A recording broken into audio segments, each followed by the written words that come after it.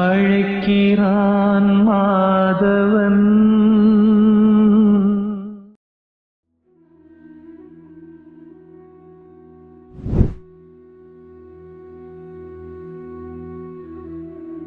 இதனால்தான் தீதும் நன்றும் பிறர் தர வாரான்னு சொல்லி சொல்றோம்.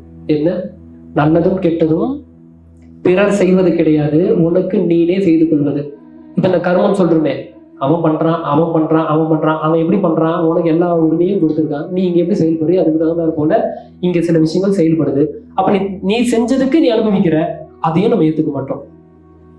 அவன் பண்றான் அவன் பண்றான், அவன் ப்ரோக்ராம் தான் பண்றான், அந்த ப்ரோக்ராமுக்குள்ள வேற மாதிரி செயல்பட்டது நீ தான், அந்த ப்ரோக்ராம்ல செயல்பட்டது நீ தான், அப்ப அதை ஏத்துக்கணும். அவ்வளவுதான். இவ்வளவு சாப்பாடு சாப்பிடணும்னு ஆசைப்படுறீங்க, வயிறு வெடிச்சுதான் செத்துரும், கஷ்டமா தான் இருக்கும், அதுக்குண்டான அளவு டைம் எடுத்துக்கும். இப்படி வேணும் ஆனா இது இருக்கக்கூடாது. பணம் இவ்வளவு வேணும் ஆனா உழைக்க கூடாது. இது இப்படி வேணும் ஆனா அதெல்லாம் நடக்கக்கூடாது. இது நடந்தாதானே இது நடக்கும். நான் மேட்சே விளையாடக்கூடாது, நான் ஜெயிக்கணும், அப்படிதான் இருக்கு.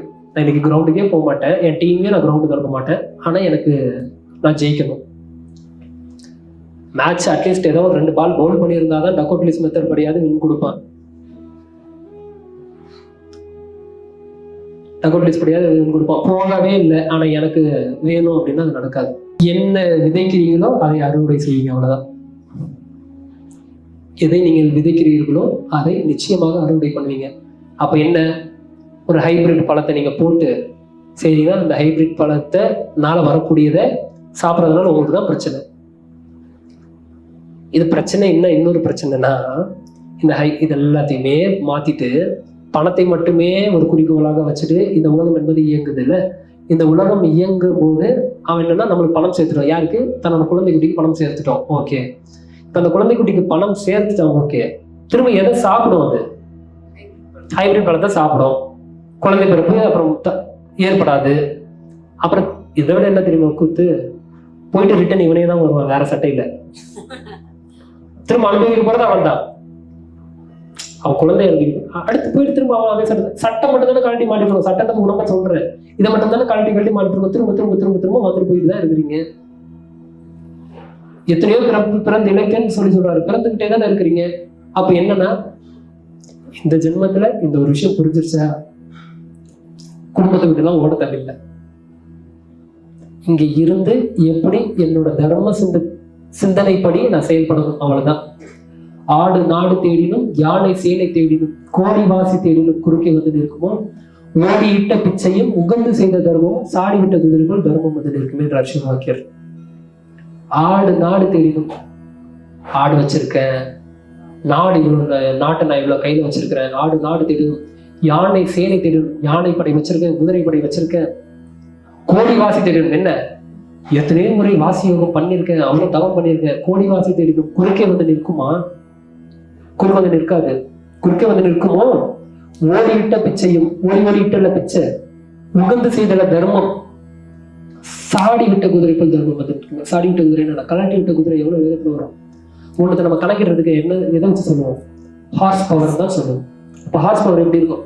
சாடி விட்ட குதிரைக்குள் தர்மம் வந்து நிற்குமே, அப்படி வந்து நிற்குமா தர்மம்? என்னோட ஆளுங்க ஒரு தர்மத்தினால் கிருஷ்ண பரமாத்மாவே கர்நாடக கையேந்தி நின்றாரா இல்லையா? உன்னோட மொத்த புண்ணியத்தையும் கொடுத்துருக்கீங்க. புண்ணியம் இருந்தா ஒண்ணும் பண்ண முடியல. மிகப்பெரிய ஆயுதம் புண்ணியம், மிகப்பெரிய ஆயுதம் நீங்க செய்யக்கூடிய தர்மம், நீங்க சேர்க்கக்கூடிய அருள்.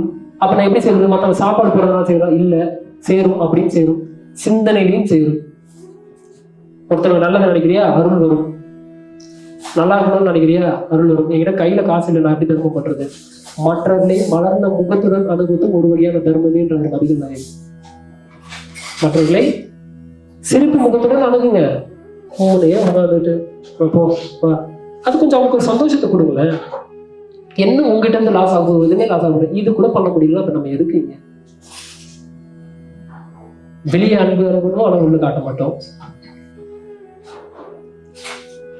அதெல்லாம் கொஞ்சம் பார்த்து அப்படியே கொஞ்சம் போனா வாழ்க்கை கொஞ்சம் சுமூகமா போகும்.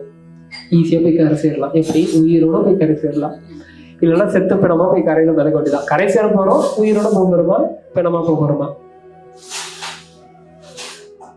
கொஞ்சம் பார்த்து முன்னேறிக்கலாம், அவ்வளவுதான். என்னதான் நம்ம குருமார்களை வழிபாட்டாலும் பெண் சக்தி அப்படின்றது வந்து ரொம்ப இங்க ஒரு அவசியமான ஒன்றா இருக்குது. அப்படி பார்க்கும்போது சித்தர்களே வந்து பல பெண் தெய்வ வழிபாடு பண்ணியிருக்கிறாங்க. அந்த வகையில திதியை பிடித்தால் விதியை வெல்லலாம் அப்படின்னு சொல்லக்கூடிய உங்களோட ஜாதகப்படி உங்களுக்கு என்ன திதி வருது அப்படின்றத பார்த்து அதுக்கான திதி தேவதை என்ன அப்படின்னு நீங்க வழிபடும் போது நிச்சயமாக உங்களோட லைஃப்ல மிகப்பெரிய ஒரு மாற்றம் என்பது ஏற்படும். அப்படி நம்ம கொடுத்து பல பேருக்கு வந்து இன்னைக்கு வேலை கிடைக்காதவங்களுக்கு சிங்கப்பூர்ல டபுள் மடங்கா ட்ரிபிள் மடங்கெல்லாம் சேலரி கிடைச்சிருக்கு. அதே மாதிரி இன்னும் பல விஷயங்கள், வீடு விற்காதவங்களுக்கு வீடு வித்திருக்கு. இந்த மாதிரி பல விஷயங்கள் நடந்துட்டு இருக்குது. இதுக்கான காரணமே என்ன அப்படின்னா அந்த பெண் தெய்வ வழிபாடு என்பது. அந்த பெண் தெய்வ வழிபாட்டை பத்தி நீங்க பார்த்து தெரிஞ்சுக்கணும் அப்படின்னா கீழே கொடுத்திருக்க வீடியோ பார்த்து தெரிஞ்சுக்கணும்.